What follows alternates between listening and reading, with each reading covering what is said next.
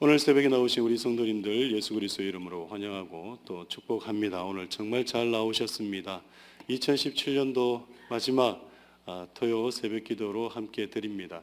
이번 주는 제가 수요일 날도 말씀을 드렸지만 모든 아마 우리의 대화 속에 그리고 또 말 가운데 이 마지막이라는 단어가 또 수식어가 꼭 붙게 됩니다. 마지막이라는 거. 그러다 보니까 오늘 요한복음 21장도 마지막입니다. 그래서 여러분 마지막 2017년 토요 새벽 기도회 때 또 마지막 요한복음 21장을 가지고 함께 주님의 말씀 나눌 때 마지막 주님께서 우리에게 주시는 큰 메시지다 이렇게 생각하고 마음속에 깊이 또 새길 수 있기를 소원합니다.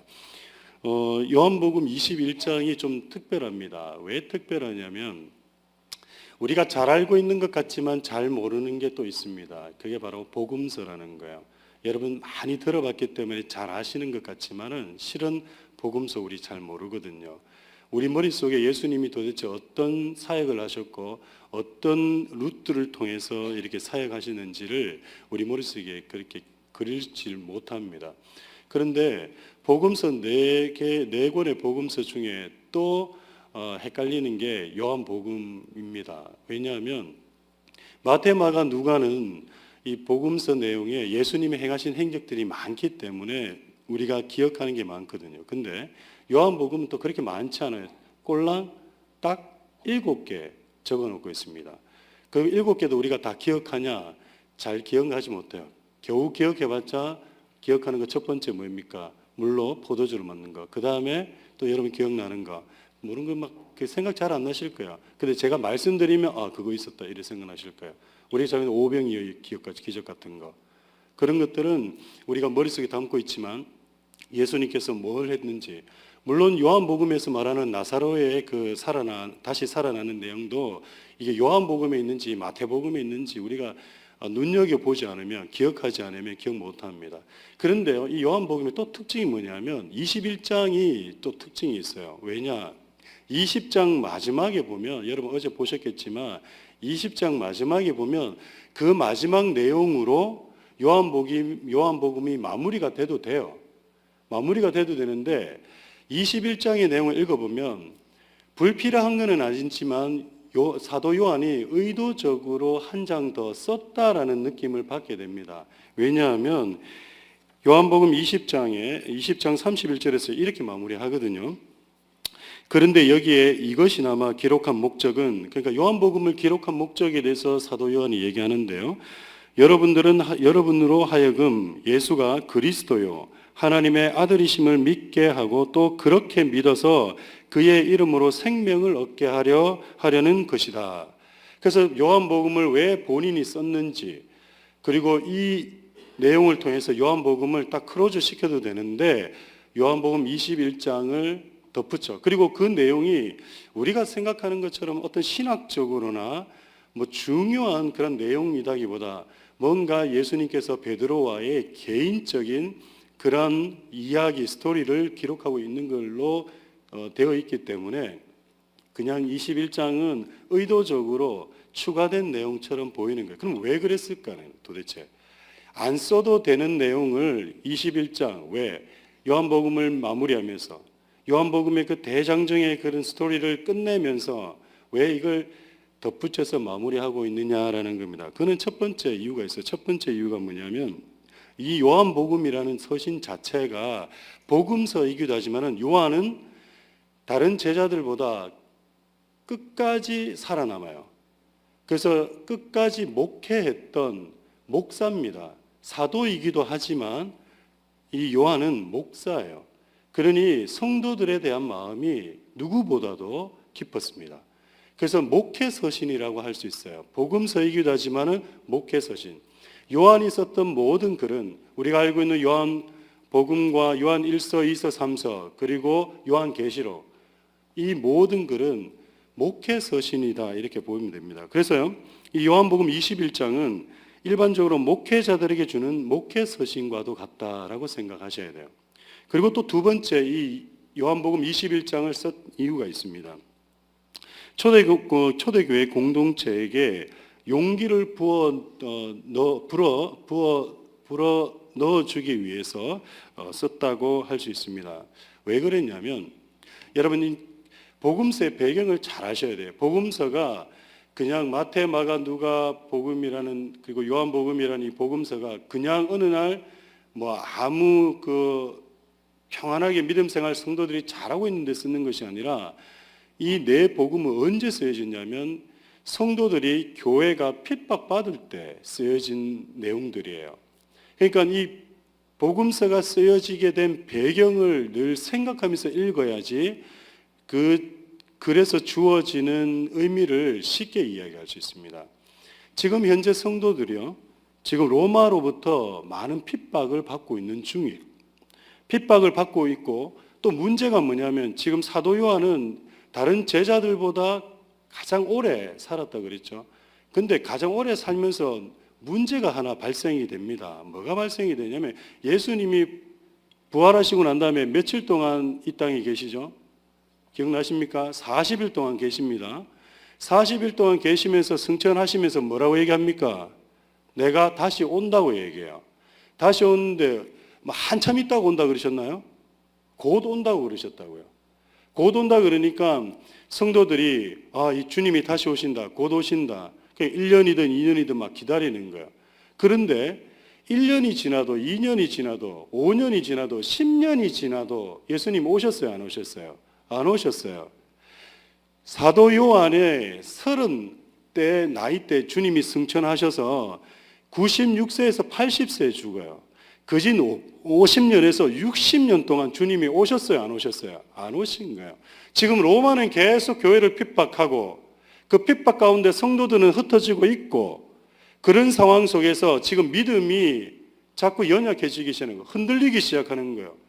우리가 분명히 예수님이 오신다 그랬는데 그 오시는 것을 믿고 지금 교회 공동체로 막 모여서 있는데 주님이 언제 오시는지 깜깜무소식인 거예요. 그러니 제자들이 의심하기 시작합니다. 이거 정말 맞냐고. 우리가 이렇게 계속 모여 있어도 되냐고. 우리가 계속 이렇게 모여서 예배드리고 기도해도 되냐고. 여러분 같으면 어떻겠습니까? 여러분, 주님이 오시겠다고 했는데 10년이 지나도 안 오고 20년이 지나도 50년이 60년이 다 돼 가는데도 안 오니까 어떻게 되겠습니까? 교회 공동체. 그리고 지금 현재 12명의 제자 가운데 유일하게 혼자 살아있는 게 사도 요한입니다. 여러분 같으면 어떻게 하겠습니까? 지금 그리스도인들이 교회 공동체가 흩어지기 시작하는 겁니다. 더욱이 누가 쓰러지기 시작하냐면 교회 지도자들이, 리더십들이 막 무너지기 시작하는 거예요. 리더십들이 믿음을 잃어가기 시작하는 겁니다. 그래서 결론적으로 말씀드리면 이 요한복음 21장을 왜 덧붙여서 기록했느냐. 교회 안의 리더십들에게, 교회 안의 일꾼들에게, 잃어버린 사명자들에게, 처음에는 열심으로 주님께서 주신 그 사명 붙들고 열심으로 일했는데 자꾸 시간이 지나면서 그 사명이 흐트러지고 흐려지고 뭘 해야 될지 모르는 방황 속에서, 가치관의 혼돈 속에서 자신의 길을 포기하고 있는 리더들에게, 사명자들에게 그들의 사명을 다시 불러 일으키고 그들에게 사명을 부어 넣어 주기 위해서 다시 일어서라고, 다시 힘내라고, 다시 한번 신앙의 그 옷깃을 점매라고, 붙들러 허리를 동요 매라고, 그런 의미에서 썼다라는 겁니다. 그래서 그런 마음을 가지고 21장을 읽어야지 여러분 뒤에 나오는 베드로와 예수님과의 대화가 이해가 돼요. 예수님과 베드로의 대화가 우리가 잘 이해를 못했던 이유가 이 배경이 우리 가운데 없었기 때문에, 우리 마음속에, 우리 생각 속에 없었기 때문에 그냥 어떻게 보면 참 아름다운 스토리다 이렇게만 이해를 하셨을 겁니다. 그런 차원에서 오늘 21장 말씀을 함께 또 나누고 또 묵상하고자 합니다. 여러분 한번 1절 보시기 바랍니다. 그 뒤에 예수께서 바다에서 다시 제자들에게 자기를 나타내셨는데 그 뒤에라는 것은 이제 부활하신 후에 제자들에게 몇 번 보이시죠? 2번 정도 보이십니다. 요한복음에 의하면, 왜냐하면 지금 나타나신 것은 3번째이기 때문에 그래요. 여러분 뒤에 읽으시면 또 나와요. 여하튼 간에 부활하시고 난 다음에 제자들에게 보이시고요. 그 다음에 2번째 보이실 때는 또 누구에게도 보이십니까? 첫 번째 보이셨을 때 없었던 누구요? 도마에게 나타나시는 거예요. 도마에게 나타나셔서 보이는데, 요한복음에 의하면 재미난 거는요, 첫 번째든 2번째든 베드로도 없었던 걸로 이래 나와 있어요. 물론 이제 이게 성경을 좀 시간대별로 확인하면 꼭 그런 건 아닙니다. 그러나 요한복음은 그렇게 지금 서술하고 있습니다. 여하튼간에 그 뒤에 예수께서 디베랴 바다는 것은 갈릴리 호수를 여러 명칭으로 부르거든요. 그 여러 명칭으로 부르는 이유가 갈릴리 호수에 도시들이 몇 개가 있어요. 가버나움, 뭐 디베랴부터 시작해가지고 뭐 이렇게 있어요. 그러다 보니까 그 호수 이름을 뭐 여러 가지로 불러서 그렇습니다. 그래서 그기에서 예수께서 다시 자기를 나타내시는데 그가 나타내신 경위는 이러하다. 지금 21장의 내용을 뭘 지금 얘기하고 있냐면 예수님께서 마지막 3번째 나타난 그 얘기를 지금 쓰겠다라고 얘기하면서 지금 쓰고 있는 겁니다. 자, 2절 보시기 바랍니다. 시몬 베드로와 쌍둥이라고 불리는 도마, 그리고 갈릴리 가나 사람 나다나엘. 자, 우리 나다나엘 누군지 아시죠? 예수님께서 나다나엘 보고 뭐라고 하셨습니까? 이는 참 이스라엘의 사람이다. 참 믿음의 사람이다. 라고 경건한 사람이다. 의로운 사람이다. 예수님께서 친히 칭찬하셨던 사람. 이 사람이 어디 출신이라고요? 갈릴리 가나 사람이라는 거. 여러분 알고 계셨나요? 그러니까 성경을 여러분 깊게 읽으셔야 돼요. 또 잘 읽으셔야 돼요.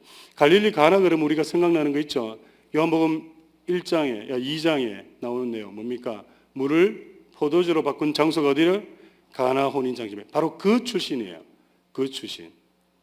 거기 출신이라는 사람인지 이제 아시겠죠? 자, 그리고 세베대의 아들들. 자, 세베대의 아들들 누구입니까? 세베대의 아들들. 예, 야고보와 요한 지금 쓰고 있는 사람이에요. 그리고 제자들 가운데서 다른 2사람이 한 자리에 있었다. 총 몇 명입니까? 7명이 지금 한 자리에 모여 있는 겁니다. 이 모여 있을 때에 3절입니다. 시몬 베드로가 그들에게 말하기를 나는 고기를 잡으러 가겠소. 지금 보세요. 지금 베드로가 지금 뭐라 그럽니까? 나는 뭘 잡으러 간다고요? 고기를 잡으러 가겠소. 이게 왜 우리한테 웃음을 주냐 하면 마태복음 4장 18절에 보면 예수님이 제자들에게 사명을 주십니다. 여러분 어떤 사명 주시는지 기억나세요? 그렇죠. 사람을 낚는 어부가 되는 거예요. 여러분 앞에 있는 성경 참 펴보세요. 마태복음 4장 한번 펴보세요. 마태복음 4장 18절에서 20절 말씀 보시기 바랍니다.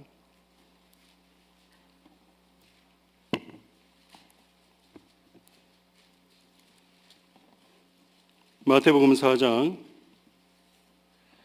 18절에서 20절 말씀인데 우리 함께 읽겠습니다. 마태복음 4쪽에 있습니다. 신약 4쪽 찾으셨습니까? 우리 함께 읽겠습니다. 시작.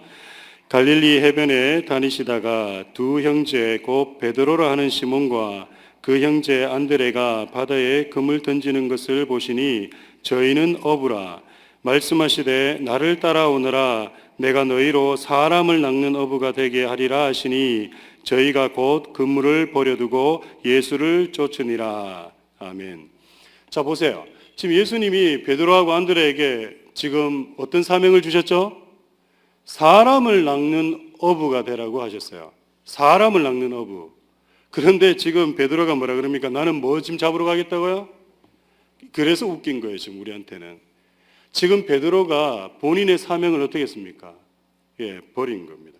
근데 왜 제자들이 예수님께서 공생의 초반부터 그들에게 준 그 사명을 버리게 됐습니까? 왜요? 지금 예수님이 그들에게 있어요, 없어요? 없으니까 그래요. 지금. 예수님이 눈에 안 보이니까.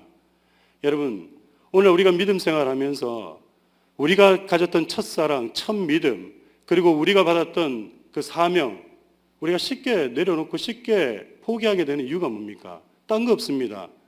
주님이 안 계시니까 그래요. 주님이.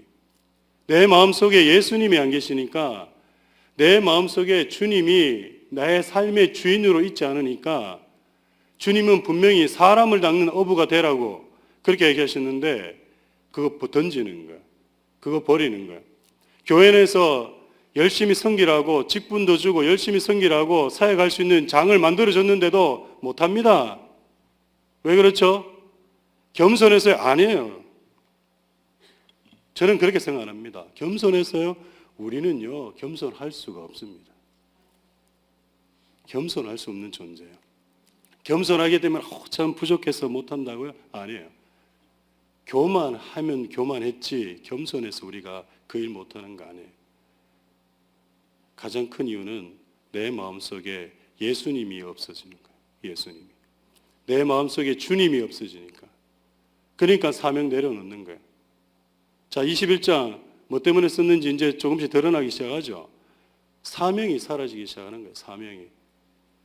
참 이게 맞다라고 생각해 열심히 쫓아왔는데 열심히 일해왔는데 어느 순간 주님이 없는 거예요. 그러면서 공허함이 오는 거예요. 그래 다 내려놓는 거예요. 그러니까 지금 베드로가 나는 고기를 잡으러 가겠어라고 합니다. 근데 더 큰 문제가 뭐냐면 한 사람이 그래 얘기하니까 그 다음에 그들이 또 얘기합니다. 우리도 함께 가겠어. 이런 일이 일어나는 겁니다. 한 사람이 안 한다 그러니까 우수수수 그냥 다 안 하겠다라고 나오는 거예요. 그리고 그들이 나가서 배를 탔습니다. 그러나 그날 밤에는 고기를 한 마리도 잡지 못하였다.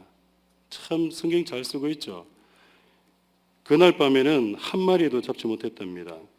이게 무슨 말이냐면 자신에게 주어진 사명과 사역 버리고 자기 일 하겠다고 해서 일이 잘 되느냐라는 겁니다.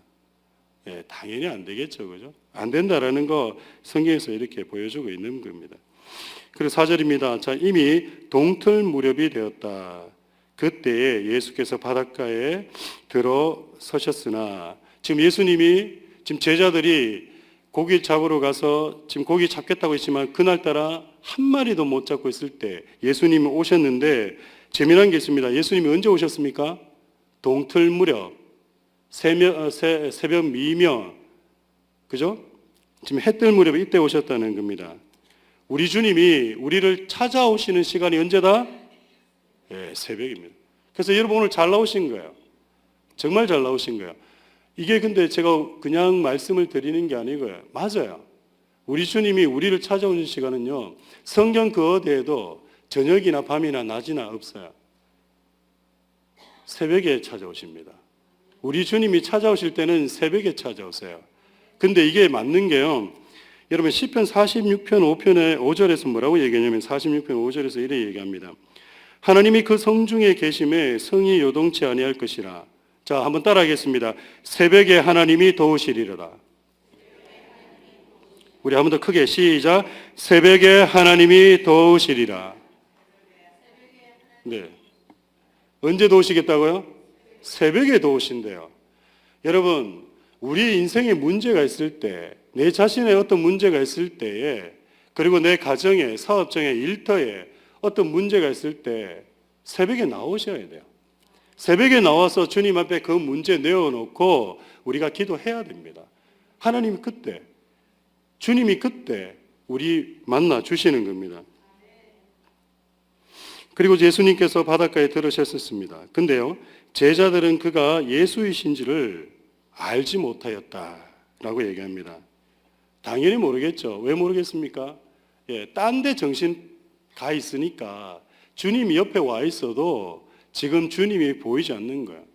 자기 자신의 사명을 버린 제자들, 그리고 자기 일 하겠다라고 발부둥치는 제자들, 어쩌면 우리의 모습과도 너무나 비슷하지 않나요? 내 문제에 빠져서 그 문제 해결하겠다고 아둥바둥하고 있다 보니까 주님이 옆에 와 있어도 보여요, 안 보여요? 안 보이는 거예요. 안 보이는 거예요. 그리고 5절입니다. 그때 예수께서 제자들에게 물으셨습니다. 얘들아, 무엇을 좀 잡았느냐? 근데 저는 오늘 이 말씀, 이 묵상을 좀 하면서 이런 생각을 해봤습니다. 아니, 제자들이 사실 나이상으로는 예수님보다 나이가 많거든요. 근데 예수님이 제자들 보고 뭐라 그러냐면 애들아 그런단 말이에요. 근데 이 헬라어를 제가 헬라 원문을 또 찾아봤어요. 진짜 애들이에요. 파이디온이에요. 파이디온. 그러니까 한 대여섯 살 되는 아이들 파이디온이라고 얘기하거든요. 그러니까 지금 예수님이 제자들을 보고 뭐라 그러냐면 애들아 라고 얘기를 하는 거예요. 뭐라고 하냐면 아주 어린 그런 아이들이라고 부르시는 거예요. 근데 왜 예수님이 그렇게 부르셨을까? 왜 그러셨을까? 지금 예수님 눈에는 이 두 가지가 있는 것 같아요. 지금 예수님 눈에는 이 제자들이 하는 행동들이 아직까지 천진난만해 보이시는 거예요. 그러니까 어떤 면에서는 참 뭐라죠? 애들이 왜 실수를 하더라도 애들이 하는 실수는 이뻐 보이잖아요. 그게 막 잘못돼 보이거나 그렇지 않잖아요. 그런 긍휼의 마음이 있으셨던 것 같아요. 그리고 또 한편으로는 우리가 친한 사람들하고 막 부를 때에 그 호칭을 어떻게 합니까? 되게 편안하게 부르시죠? 마찬가지로 우리 주님이 그러셨던 것 같아요. 그러니까 부활하신 주님께서 제자들이 하고 있는 모습을 보면서 측은히 여기시고 참 긍휼한 마음을 가지시고 그렇게 부를 때 애들아. 저는 이 말씀 묵상하면서 참 우리 주님의 사랑, 우리 주님이 우리를 향하신, 우리가 실수할 때 야단치시는 것이 아니라 우리가 뭔가 잘못했을 때에 그 잘못을 갖다가 지적하시는 것이 아니라 아 이렇게 보시겠구나, 이렇게 보시겠구나, 한번 피식 웃어주시겠구나 라는 생각을 해봤습니다. 근데 그 다음 말입니다. 뭘 좀 잡았느냐. 근데 여기에서 제가 어저께 계속 이걸 갖다 묵상을 했어요. 뭘 좀 잡았느냐. 왜 물으셨을까? 왜 물으셨을까? 분명히 아셨을 텐데 왜 물으셨을까? 예수님께서 이걸 묻는 의도가 있습니다. 왜 물으시냐면요. 이렇게 말씀하시는 거예요. 너희가 나를 버리고 아니면 나를 떠나서 한다고 해서 잘 되더냐? 라고 물으셨던 것 같아요. 주님 떠나서 뭔가를 해보려고 했는데, 주님 떠나서 뭔가를 하려고 했는데, 그리고 우리가 그렇게 하려고 할 때는 잘 될 거라고 생각하지 않습니까? 우리 자신을 보면 우리 알 수 있습니다. 우리는요, 뭔가 할 때 주님하고 상관없이 내가 내 가진 경험과 내가 가진 생각과 내가 가진 것으로 하면 잘 될 거라고 생각합니까? 안 합니까? 생각합니다, 우리는. 그래서 어떻게 합니까? 우리 생각대로, 우리 방식대로, 우리의 경험대로, 지금까지 해오던 식대로 합니다. 근데 결과는 어떻게 됩니까? 우리 다 경험해봐야 알지 않습니까? 잘 되던가요? 물론 잘 되었던 적도 있을 겁니다. 전혀 없지는 않을 거예요. 그런데 결과적으로 그게 정말 잘 되었던 건가요? 아닐 거예요. 오늘 주님이 우리에게 물으시는 거예요. 그래, 내가 네에게 준 사명 그거 다 내팽개치고 그렇게 네 마음대로 네 뜻대로 생각대로 해보니까 되든? 우리에게 물으시는 거예요. 우리에게 물으시는 거예요. 혹하나 우리 가운데서도 이런 마음으로 지금 현재 어떤 일을 하고 있는 분 없으십니까? 이런 마음으로 우리가 믿음생활, 신앙생활 2017년도 처음 시작할 때는 정말 열심히 하겠다라고 주님과 동행하겠다라고 근데 어느 순간 오다 보니까 환경적 요인이든 무슨 요인이든 어떤 것 때문에 그랬는지 모르지만 지금은 그거 다 내려놓고 그냥 내 갈 길로 어쩌면 이 제자들의 모습이 오늘 이 시간에 우리의 모습은 아니냐는 거예요. 근데 우리 주님이 우리에게 물으시는 거예요. 무엇을 좀 잡았니? 그래서 되었니? 그래서 만족하니? 라고 물으시는 겁니다. 근데 제자들이 대답을 합니다. 못 잡았습니다. 이게 우리의 고백이에요. 이게 우리의 고백이에요. 오늘 2017년도 마지막을 마무리하면서 우리의 고백이 주님 정말 잘 될 줄 알았는데 생각만큼 안 되었습니다라는 게 우리의 고백인 것 같습니다. 그래서 6절에서 예수님께서 말씀하십니다. 예수께서 그들에게 말씀하셨습니다. 그물을 배 오른쪽으로 던져라. 그리하면 잡을 것이다. 저는 이 장면에서요. 이게 답이다 그래. 이게 답이다. 뭐죠? 우리 주님이 말씀하시는 대로 하면 해결되는구나. 우리 주님이 말씀하신 대로, 우리 주님이 명령하신 대로 하기만 하면 그게 답이구나라는 거. 근데 재밌는 거는요. 그리하면 잡을 것이다 라고 하는 말. 우리 한글은 그래 번역되어 있거든요. 근데 헬라어 원어하고 영어에는 잡을 것이라고 되어 있잖아요. 캐치가 아니에요. 찾을 것이다 라는 의미예요. 찾을 것이다. 오른쪽으로 그물을 던져라 라고 얘기하면서 그러면 너희가 찾을 것이다 라고 얘기를 하십니다. 왜 찾을 것이라고 얘기했을까? 근데 그 내용들은 이제 뒤에 가면서 계속 나옵니다. 어쨌거나 오늘 이 예수님께서 말씀하신 이 내용은 뭐냐면 주님 말씀대로 할 때에 주님 말씀대로 하면 우리의 문제가 해결된다라는 거예요. 우리의 생각대로 우리의 생각 가지고 그렇게 나아가면 해결되는 것 같지만 그래서 고기 잡으러 사람 낳는 어부가 돼서 사람을 찾으러 간 것이 아니라 정말 고기 잡으러 그거 잡으러 가면 해결될 것 같지만 공치는 겁니다. 안 되는 겁니다. 그런데 우리 주님이 말씀하십니다. 오른쪽으로 던져봐라. 그래서 던집니다. 그러니까 던지니까 어떤 일이 일어납니까?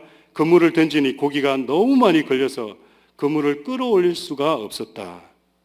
그리고 얘기합니다. 7절입니다. 예수가 사랑하시는 제자가 베드로에게 저분은 주님이시다. 여러분 제가 요한복음 한번 새벽에 말씀을 전할 때도 말씀을 드렸었는데요. 예수가 사랑하시는 제자입니까? 예수를 사랑하는 제자입니까? 예수를 사랑하는 제자예요? 예수가 사랑하는 제자예요? 지금 뭐라고 기록하고 있습니까? 예수가 사랑하는 제자예요. 예수를 사랑하는 제자와 예수가 사랑하는 제자는 달라요. 다릅니다. 여러분 달라요. 우리는요 주여 주여 하고 부르짖을 수 있습니다. 근데 막판에 가서 주님께서 난 너 모른다 라고 하시면 어떡할 거예요? 그래서 우리는 예수를 사랑하는 제자가 되면 안 돼요.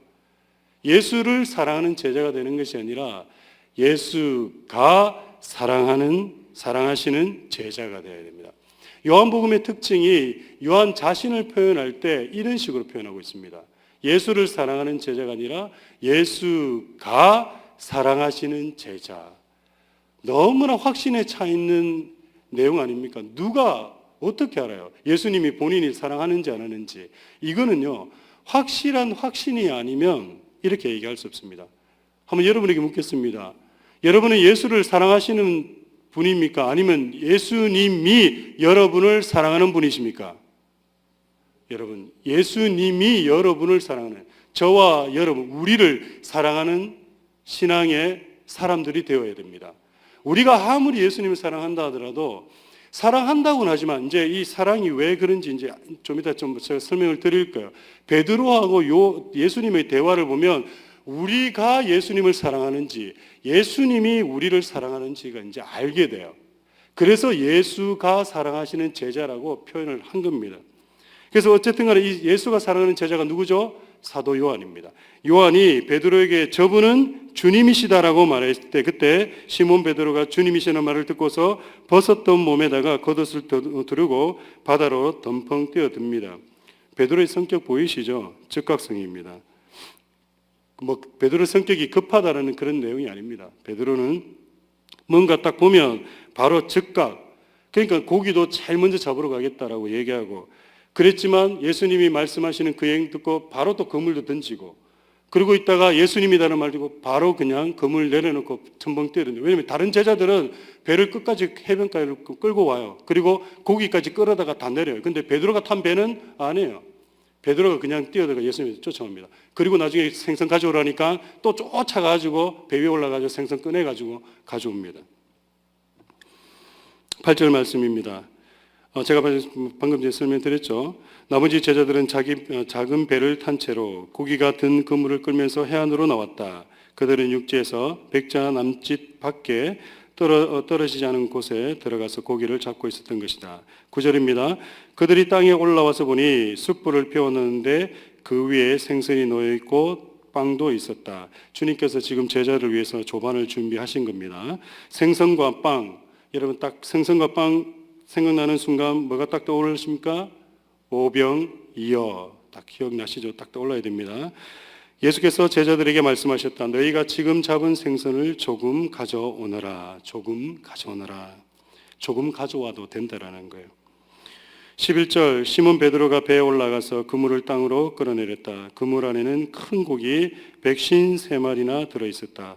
고기가 그렇게 많았으나 그물이 찢어지지 않았다. 12절입니다. 예수께서 그들에게 말씀하셨다. 어떻게 하라고요? 와서 아침을 먹으라. 주님의 테이블에 제자들을 부르시는 모습입니다. 주님의 테이블에 어느 누구도 책망치 아니하고 실수한 제자들, 잘못한 제자들, 사명을 버린 제자들을 그냥 야단치시는 것이 아니라 딴 얘기 하나도 안 하세요. 딴 얘기 하나 얘기 안 하시고 그냥 이리 와 같이 밥 먹자라고 얘기하는 겁니다. 그러니까 제자들 가운데서 아무도 감히 선생님은 누구이십니까 하고 묻는 사람이 없었다. 그가 주님이신 것을 알았기 때문이다. 여러분, 우리 주님이요, 아무 얘기도 안 하는데, 아무것도 안 하는데 어떻게 됩니까? 자연적으로 글의 흐름이 보니까 제자들의 눈이 조금씩 밝아지기 시작하는 겁니다. 눈이 뜨여지기 시작하는 거예요. 여러분, 교회 일이 이래야 돼요. 교회 일이. 교회가 뭐가 대단하게 뭐가 해서 막 주님을 드러내는 것이 아니라, 교회는요, 주님과 같이 주님처럼 그냥 우리가 누군가를 향해서, 세상을 향해서 잘못을 포인트하는 것이 아니라 그냥 물 흘러가듯이 흘러가는 거예요. 가면서 교회가 해야 될 본연의 일 그냥 하는 거예요. 밥 먹자. 그냥 밥 한 끼 먹는 거예요. 그냥 나누는 거예요. 그것도 많이 나누라 그럽니까? 조금 가져오라 그래요. 풍성하게 많이 가져서 막 그냥 뭐 엄청난 그 진설상을 갖다가 막 차리라고 그래 얘기하지 않아요. 그냥 내가 가진 거 조그만 거 가지고 나눌 때 교회가 이게 있어야 돼요. 이럴 때 교회의 본연의 모습, 주님의 본연의 모습, 그리고 주님의 영광이 드러나는 겁니다. 여기에서 우리 주님의 모습 속에서 우리가 어떻게 사역을 해야 되는지, 교회가 어떻게 사역을 해야 되는지 모습이 보이는 겁니다. 13절 말씀입니다. 예수께서 가까이 오셔서 빵을 집어서 그들에게 주시고 이와 같이 생선도 주셨다. 예수께서 죽은 사람들 가운데서 살아나신 뒤에 제자들에게 자신을 나타내신 것이 이번이 몇 번이라고요? 세 번째 일입니다. 요한은 세 번째 일을 기록하고 있습니다. 그리고 15절입니다. 그들이 아침을 먹은 뒤에 드디어 우리가 정말 이제 쳐다봐야 될 내용이 나옵니다. 예수께서 시몬 베드로에게 물으셨다. 요한의 아들 시몬아, 네가 이 사람들보다 나를 더 사랑하느냐? 많이 들어봤던 말씀이죠, 그죠? 또 우리가 성경 읽으면서 줄 쫙쫙 끊는 말씀입니다. 근데 여기서 한 가지 짚어보아야 될 거, 요한의 아들 시몬아 했을 때 사도 요한, 이 사도 요한이 베드로를 향해서 뭐라고 지칭을 했냐면, 물론 예수님이 지칭하셨겠지만 누구의 아들이라고요? 요한의 아들이다 이렇게 표현합니다. 근데 사실은 베드로는 요한의 아들이 아닙니다. 누구의 아들이죠? 요나의 아들이에요. 여러분 기억나십니까? 마태복음에서 예수님께서 주는 그리스도시요 살아계신 하나님의 아들이십니다 라고 고백했을 때, 그때 예수님이 칭찬 첫 마디가 뭐였죠? 바 요나 시몬, 바, 이게 아람어로 아들이란 얘기예요. 요나의 아들이에요. 근데 뭐라 그래요? 지금 요한의 아들이에요. 이게 뭔 소리일까요? 그러면 베드로는 아버지가 두 분이시네. 이부지전에. 예. 요한의 아들이라고 지칭한 이유는 뭐냐면, 지금 현재 베드로가 데리고 갔던 7명의 무리가 누구 공동체랑 같이 있었던 사람이냐면 세례 요한과 같이 있었던 공동체예요.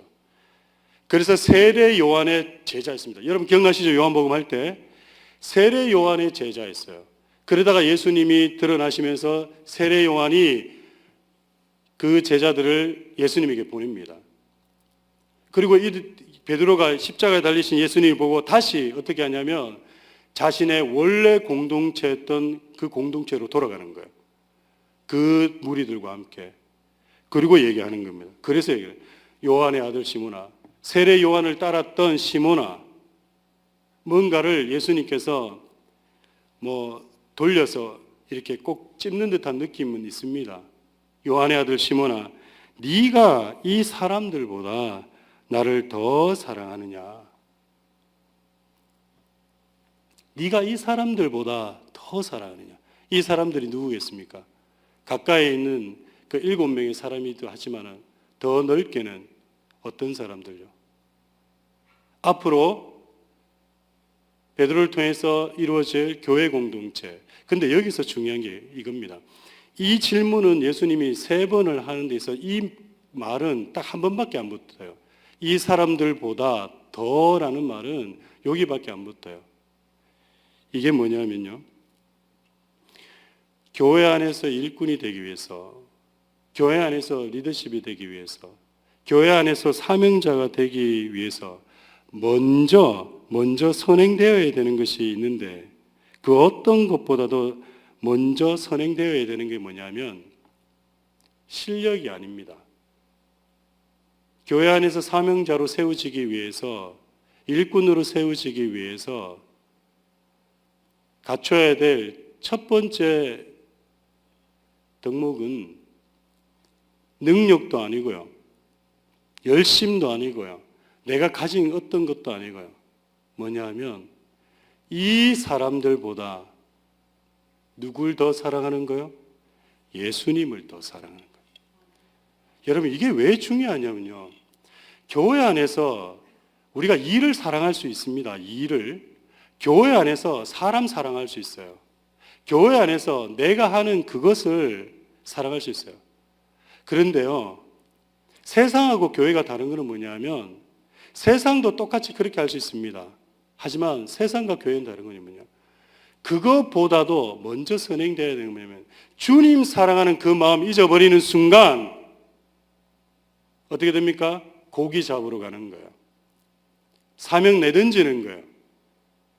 조금 힘들고 어려우면 기법하는 거예요. 손 드는 거예요.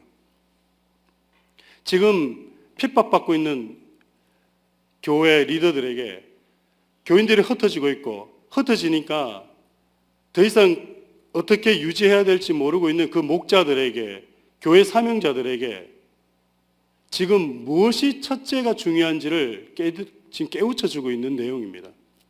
주님 사랑하느냐. 이 새벽에 나오신 분들은 최소한 그래도 교회 오랫동안 10년, 20년 아니면 평생을 한번 묻겠습니다. 주님 사랑하십니까? 정말 주님 사랑하십니까? 이 세상 그 어떤 것보다도 주님 사랑하십니까? 부와 명예와 모든 것보다도 주님 사랑하십니까? 근데 오늘 이 고백이 정말 진짜였으면 좋겠습니다. 그냥 우리가 입으로 한 고백이 아니라 정말 내 삶 속에서 드러나는 진실된 고백이었으면 좋겠습니다. 우리 주님이 얘기하시는 거예요. 네가 이 사람들보다 더, 네가 지금 교회에서 네가 가진 그 직분보다 더, 네가 하는 그 일보다도 더, 지금 네가 교회에서 하는 그것보다도 더 먼저 나를 사랑하니? 그랬을 때 우리가 아멘하고, 혹하나 만약에 우리가 그걸 또 잃어버리고 있다면 오늘 이 말씀을 통해서 다시 한 번 더 내가 주님을 정말 다른 것보다 더 사랑하고 있는지 한번 확인해 봤으면 좋겠습니다. 우리 주님이 얘기하시는 겁니다. 네가 이 사람들보다도 나를 더 사랑하느냐. 교회 사명자는 딴 게 우선이 아니라 나를 더 사랑하느냐. 지금 그 일을 갖다가 잘하고 안 하고 그게 관심을 가지고 있는 것이 아니라 나를 더 사랑하고 있냐. 그게 있어야지 다른 게 되는데, 가장 중요한 그거는 하나도 없고, 우리 주님이 얘기하시는 거예요. 이 사람들보다, 네가 먹여 살려야 될 이 사람들보다 나를 더 사랑하니? 네가 책임져야 될 이것들보다 나를 더 사랑하니? 그것도 중요합니다. 중요할 수밖에 없습니다. 그리고 베드로가 대답합니다. 주님, 그렇습니다. 내가 주님을 사랑하는 줄을 주님께서 아십니다. 근데 이거는 나중에 대화를 이렇게 보면 여러분도 들으셨겠지만, 예수님이 이야기하신 사랑의 의미와 또 베드로가 얘기한 사랑의 의미는 좀 느낌상 다르다라는 거 여러분 아실 거예요. 그리고 예수께서 베드로에게 말씀하셨습니다. 내 어린 양떼를 먹이라. 지금 예수님께서 네가 나를 더 사랑하느냐라고 하고 베드로가 그에 대해서 응답했을 때 예수님께서 말씀하십니다. 내 어린 양떼를 먹이라. 여기 어린 양떼가 뭐냐면 갓 태어난 양입니다. 갓 태어난 양이거든요. 지금 주님이 양을 먹이라, 양을 치라, 양을 먹이라 이 세 번 반복하는데 거기에 나오는 양들이 다 달라요. 첫 번째 양이 뭐라고요? 갓 태어난 양이에요. 갓 태어난 양떼를 어떻게 하라고요? 먹여라 라고 합니다. 이게 무슨 말일까요? 이게 무슨 말일까요? 여러분, 교회 안에 갓 태어난 양들이 있습니까? 없습니까? 있어요. 있어요. 물론 신체적으로 우리가 갓난아기라고도 얘기할 수 있지만 또 믿음적으로 아직까지 이제 갓 거듭난 그러한 양들이 있습니다. 지금 베드로에게 뭐 얘기하십니까? 첫 번째, 누구보다도 갓 태어난 그 양들을 먹이라고 얘기해요. 교회 일꾼들이, 교회 사명자들이, 혹시 이곳에 교우장님들, 혹시 이곳에 속자님들 계십니까? 그렇다면 우리 목자로 세워진 우리에게 주님이 제일 먼저 주시는 내용이 뭐냐면 믿음의 초신자들, 그들을 어떻게 하라고요? 양육하라고, 그들을 먹이라고, 그들을 보호하라고 말씀을 하시는 거예요. 그들을 첫째 보라고 얘기하시는 겁니다. 딴 거 보는 것이 아니라 그들을 먼저 보라고. 그 어린 양들을, 갓 태어난 양들은요, 아무것도 못 하잖아요. 정말 다 필요하잖아요. 다 해줘야 되잖아요. 그렇게 하라고 얘기하는 거예요. 그들을 먼저 챙겨라고 라고 얘기하시는 겁니다. 16절입니다. 예수께서 두 번째로 그에게 물으셨다. 요한의 아들 시몬아, 네가 나를 사랑하느냐? 베드로가 대답하였습니다. 주님, 그렇습니다. 내가 주님을 사랑하는 줄을 주님께서 아십니다. 두 번째 물으시고 또 두 번째 대답을 합니다. 그때 예수님께서 또 얘기하는 게 뭐냐면 내 양떼를 쳐라 얘기합니다. 여기 나오는 단어가 다른 게 이겁니다. 이 양이라는 것도 이 양이 다르고요. 그 다음에 먹이는 게 이번에는 쳐라라고 얘기합니다. 여기의 양은 뭐냐면요, 다 큰 양이에요. 다 큰 양. 이 다 큰 양을 어떻게 하라고요? 양떼를 쳐라라고 얘기를 합니다. 근데 헬라 원어에는 우리는 지금 이게 양떼로 되어 있지만 헬라 원어에는 리럴십으로 되어 있어요. 작은 양이에요. 좀 이상하지 않나요? 왜냐하면 양이 다 컸는데 작대요. 이게 무슨 의미일까요, 이게? 양이 다 컸는데 작대요. 예, 정상적으로 성장치 못한 양이에요. 교회 안에는 겉은 정상적으로 보일지라도 속은 아직까지 성숙되지 못한 그런 성도들이 있을 수 있습니다. 교회 리더들에게 주님이 그 양떼를 맡기시는 겁니다. 그 양떼를 이야기하시는 겁니다. 그러면서 쳐라 그러는데 이 쳐라가 뭐냐면 셰퍼드예요. 셰퍼드가 뭡니까? 양육하라는 거예요. 양육하라는 거예요. 말씀으로 이들을 가르치고 이들이 신앙생활을 잘하고 정말 거듭나고 성숙되어질 수 있도록 그들을 잘 목양하라라고 얘기하는 게 내 양떼를 쳐라라는 얘기입니다. 여러분 오늘 안에 오시면서 목양하셨습니까?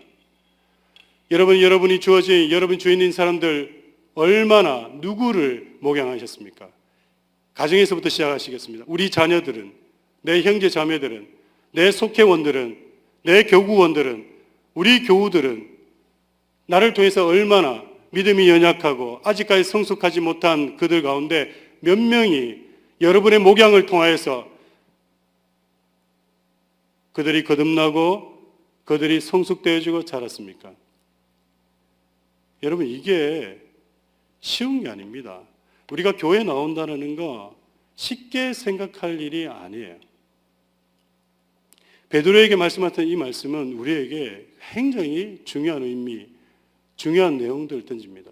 우리가 너무 성경을 쉽게 읽다 보니까 그런가 보다 라고 생각하면 넘어갈 수 있는데요. 사실은 아니에요. 교사로 세움 받은 분 계십니까? 여러분 그렇다면 여러분이 가르친 그 학생들 올 한 해 몇 명이 얼마나 이들이 더 성장하고 자라고 예수 그리스도께 더 가까이 갔습니까? 17절입니다. 예수께서 세 번째로 물으십니다. 요한의 아들 시몬아, 네가 나를 사랑하느냐? 그때 베드로는 예수께서 내가 나를 사랑하느냐 하고 세 번이나 물으심으로 불안해서 주님께서는 모든 것을 아십니다. 그러므로 내가 주님을 사랑하는 줄을 주님께서 아십니다 하고 대답하였다. 예수께서 그에게 말씀하셨다. 또 뭐라고요? 함께 읽겠습니다. 시작. 내 양떼를 먹여라. 여기서 말하는 이 양떼 또 달라요. 똑같은 두 번째 양떼하고는 비슷한데요. 뉘앙스가 달라요. 자, 첫 번째는 다 자란 내 약간 신체적으로, 그러니까 육체적으로 좀 덜 자란, 좀 정상이지 못한 양인데, 이 양떼는 또 뭐냐면, 이 양떼는요, 리더십이라고는 얘기하지 않아요. 양떼인데, 이 양떼를 먹일 때 이 양떼는 뭐냐면, 누군가의 도움이 절실하게 필요한, 그러니까 약간 표현이 좀 그런데 약간 불구의 양떼를 얘기해요. 그래서 이 양떼를 어떻게 하면 먹이라. 그러니까 몸이 불편해서 자기 스스로가 먹을 것을 찾아 나설 수 없으니까 누가 붙어 있어야 되냐면 그 옆에는 목자가 붙어 있어 줘야 되는 거예요. 그래서 이 양떼를 어떻게 하라고요? 먹여라고 얘기하는 거예요. 왜요? 못 먹으면 죽으니까. 이 양은 도태되니까. 그래서 누군가의 도움이 절대적으로 필요한 양. 여러분, 우리 교회 안에 이런 사람 없습니까? 우리의 교회 안에 정말 자기 스스로의 힘으로는 할 수 없어서 정말 누군가의 도움이 절실하게 필요한 사람. 여러분, 올 한 해 돌아보셨습니까? 올 한 해 주님께서 우리에게 직분 주시고 우리에게 사역하게 하시고 우리에게 귀한 일들을 허락하셨는데 그 일들의 모든 포커스, 모든 중심은 어디 있었습니까? 뭐에 가 있었습니까? 이 세 가지 지금 말씀하신 거, 어린 양떼, 양떼, 이들을 먹이고 치고 먹이는데 우리 관심이 가 있었냐고요. 혹여나 다른 일 때문에 다른 데 관심을 두고 있다가 정작 중요한 거, 주님을 사랑하는 그 마음 놓쳐버리고 정작 중요한 거, 주님께서 우리에게 주신 2017년도 우리에게 주신 저 거룩한 사명 잊어버리고 우리끼리 고기 잡으러 가겠다고 가 있지는 않습니까? 그리고 요한복음 21장에서는 사도 요한은 우리에게 마지막 한 번 더 기회를 주는 겁니다. 얘기하는 겁니다. 어쩌면 오늘 2017년도로 마지막을 장식하는 우리에게 우리 주님이 오셔서 우리가 다시 물으시는 점입니다. 2017년도 처음 시작할 때는 주님 이렇게 하겠습니다. 정말 잘해보겠습니다 하고 열심히 시작에 달려왔는데 오다 보니까 돌에도 걸려 넘어지고 오다 보니까 구덩이도 빠지고 오다 보니까 이래 가야 되는데 저쪽으로 갔다가 길도 잃어버리고 헤매버린 가운데 그리고 그렇게 그냥 그게 맞는 줄 알고 왔다 보니까 지금은 내가 어디 있는지도 모르고 그리고 목양 잘했다라고 생각을 했는데 열심히 했다라고 생각했는데 보니까 알맹이는 빠져버린, 알맹이는 속 없는, 혹시 이런 마음을 갖고 계시나요? 물론 이 말씀 준비하면서 제 스스로를 많이 돌아봤습니다. 주님, 베드로의 모습이 제 모습입니다. 그래서 어제 하루 종일 마음이 무거웠어요. 요즘은 제가 말씀을 읽으면서 말씀을 묵상하면서 참 마음이 많이 무겁습니다. 왜냐하면 너무 부족한 게 많이 드러나서 그런가 봅니다. 예전에는 참 자신 있었거든요. 잘한다고 생각했고 잘하고 있다라고 생각했고 그래서 누가 뭐라 그래도 기죽지 않았고 지금도 마찬가지입니다. 기는 죽지 않습니다. 그런데 조금 달라진 게 있다면 아니구나. 내가 틀렸었구나. 그리고 잘했다라고 생각했는데 또 내 생각대로 내 뜻대로 했구나. 그리고 내가 지금 혼자서 고기를 잡고 있구나. 오늘 이 아침 오늘 이 말씀 묵상하면서 혹하나 이런 마음을 가지시는 분들이 계시다면 오늘 우리 주님께서 말씀하시는 겁니다. 야단치시는 것이 아니라 잘못됐다라고 지적하시는 것이 아니라 다시 한 번 더 사명 가지라고 다시 한 번 더 하라고 제대로 이제 가보라고. 여러분 2017년도 우리는 반성해야 될 시기에 와 있습니다. 그리고 이틀 후면 2018년도가 새롭게 시작합니다. 어떤 마음으로 시작하시고 싶으십니까? 어떤 생각으로 시작하고 싶으십니까? 적어도 오늘 이 새벽에 나오신 분들은 하나님께서 우리에게 사명 주신 사명자라고 생각합니다. 그리고 내년의 표현은 제자 그 거룩한 삶으로의 도전입니다. 이제 우리도 제자가 되어야 됩니다. 그리고 우리도 오늘 예수님께서 베드로에게 말씀하신 것 같이 내 양떼를 내 어린 양을 먹이고 내 양떼를 치고 내 양떼를 먹이는 그런 사역에 다시 한 번 더 일어서셔야 됩니다. 주위 환경 보시지 마십시오. 지금 교회 돌아가는 사정 때문에 컨선하거나 그래 안 하셔도 됩니다. 우리 주님이 다 하십니다. 그렇지 않을까요? 만약에 이게 사업장이고 만약에 이게 기업이고 뭐 이렇다면 우리가 뭐 걱정해도 되겠죠. 근데 우리는 믿는 구석이 있지 않습니까? 믿을 수 있는 그분이 있지 않습니까? 그분이 어떤 분입니까? 온 천하 만물을 창조하신 천지의 창조주 되시고 주인 되시는 분이 우리 교회의 주인이십니다. 걱정되십니까? 물론 예전에 저도 걱정 많이 했습니다. 근데요, 요즘은 걱정 좀 내려놓으려고요.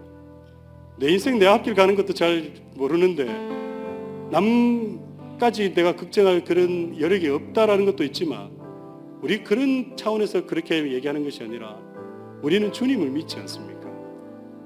그러니까 주님이 나 믿고 우리는 어떻게 주님께서 주신 사명 잘 감당하면 됩니다. 그게 어떤 사명이라도 어떤 것이 크고 작고의 큰 문제가 아니라 그냥 주님이 주신 것이 있다면 그냥 그 일 열심히 하고 그 일 열심히 또 쫓아가면 되는 겁니다. 2017년도 많은 아쉬움이 남을 겁니다. 그 아쉬움은 우리가 좀 더 뒤로 하고 이제 2018년도 오늘 베드로에게 주신 주님의 이 말씀이 어쩌면 올 한 해를 마무리하고 내년 새롭게 시작하는 우리에게 주시는 그런 귀한 말씀이라고 생각하고요. 여기 계신 모든 분들은 사명자입니다. 주님께서 여러분에게 또 허락하신 사역들이 있을 거라고 생각합니다. 무엇보다도 우리 주님은 우리에게 목자로 세워지기를, 그리고 내년 안에는 정말 제자를 만들어내기를 그렇게 소원하실 겁니다. 이 말씀 붙드시고 오늘 요한복음 21장에서 말하는 마지막 핵심적인 이 내용이 우리 개개인들에게 주시는, 우리 사명자들에게 우리 사명을 잃어버리고 또 놓쳐버리고 헷갈려하고 있는 우리에게 무엇이 중요한 건지를 말씀하시고자 하는 그 말씀이 오늘 우리에게 주시는 말씀이라고 생각하고, 주님 주시는 그 사명, 주님 오시는 그날까지 정말 포기하지 않고 끝까지 믿음 흔들리지 않고 붙들고 나아갈 수 있게 되기를 간절히 소원합니다. 이 시간 다 같이 자리에 일어나셔서 함께 찬양하시겠습니다.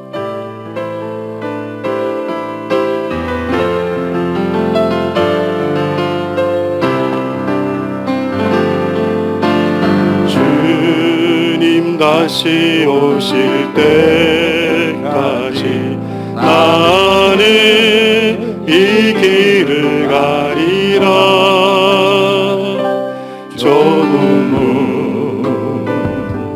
좁은 길 나의 십자가 지고 나의 가는 이 길 끝에서 나는 주님을 보리라. 영광의 내 주님 나를 맞아주시니 주님 다시 오실 때까지 나는 일어나 달려가리라. 주의 영광 온 땅 덮을 때 나는 일어나 노래하리. 내 사모하는 주님 온 세상 구주시라. 내 사모하는 주님 영광의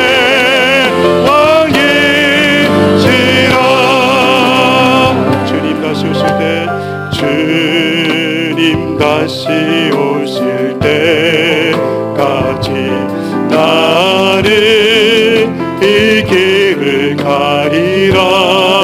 좁은 길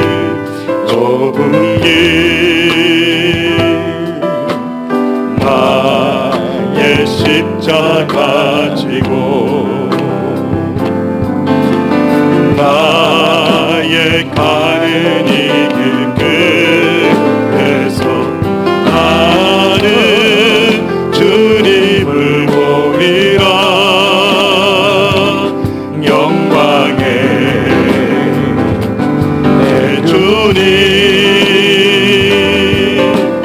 나를 맞아주시니 주님 다시 오실 때까지 나는 일어나 달려가리라면 주의 영광 온 땅 덮을 때 나는 일어나 노래하리. 내 사모하는 주님 온 세상 구주시라. 내 사모하는 주님 영광의 왕이시라.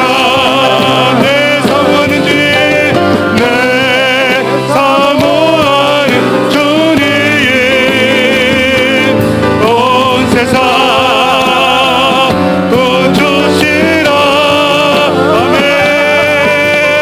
내 사모하는 주님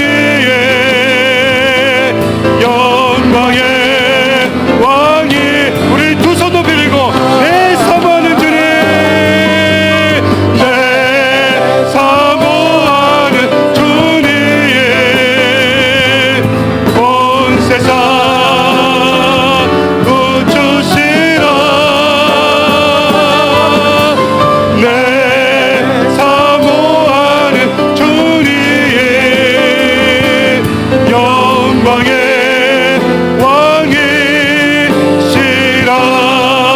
왕이시라. 우리 이 시간 다같이 한번 통성으로 기도하며 나아가길 원합니다. 오늘 말씀 붙들면서 오늘 말씀 가지고 하나님 앞에 기도할 때 하나님 내게 주신 사명이 있습니다. 내게 주신 소명이 있습니다. 내게 부르신 나를 부르신 부르심이 있습니다. 주님 그 사명 잘 감당했던 2017년도였습니다. 주님 부족한 것도 있었지만 그러나 열심히 달려왔습니다. 주님 열심히 달려 우리 모든 사랑하는 성도들에게 주님의 은혜를 부어 주시옵소서. 2018년도도 주님 주신 사명 가지고 열심으로 달려갈 수 있도록 주님 인도해 주시옵소서. 오늘 이 시간 말씀 붙들고 내 자신을 위해서 내게 주신 사명 붙들고 주님 달려가겠습니다라는 고백의 기도로 주님 앞에 나아가겠습니다.